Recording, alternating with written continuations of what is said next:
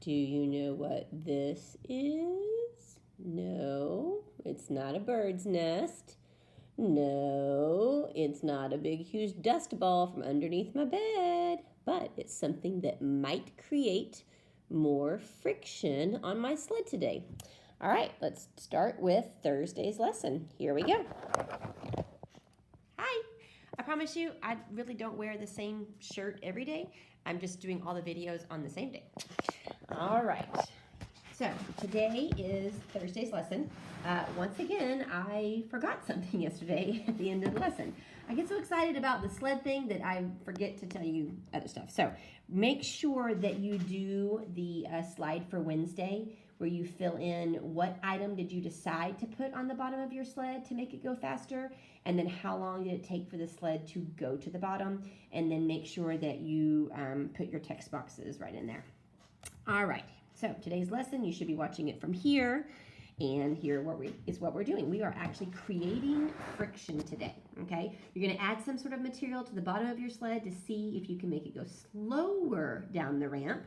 You can use tape or glue to attach the chosen material.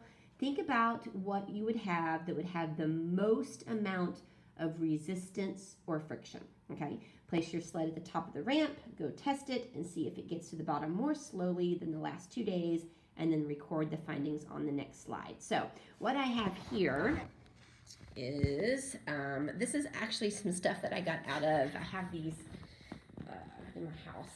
I have these like fake plants. This is like a ficus tree kind of thing right here. And down in the bottom, it has like this stuffing that's in it. And when my dog was a puppy, she used to always try to eat it, but now she doesn't do that. So what do you have that could create friction? So even right now, I'm walking on carpet, and carpet is something that would create friction. So if you were to have a piece of small carpet, you could put that on the bottom of your sled. I was looking outside, and I was thinking to myself, grass would create friction. So I don't know how you get grass to the bottom of your sled, but that's something you could do, or even possibly leaves. I don't think you could do rocks or anything like that. But a couple of other things, you could try some sort of material. This is just a blanket. I wouldn't cut this blanket up, but if you had some sort of material that you could do. I'm looking here. This is my little Easter thing right here. This is kind of like a burlap material. This is something that if you had some of, you could do. You could use a sock.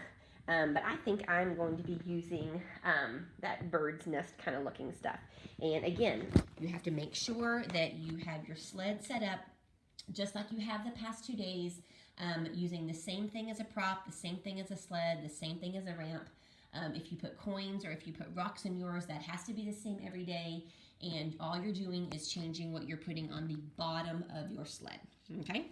All right, so see if you can try some different materials to see what you can get to make it go the slowest down.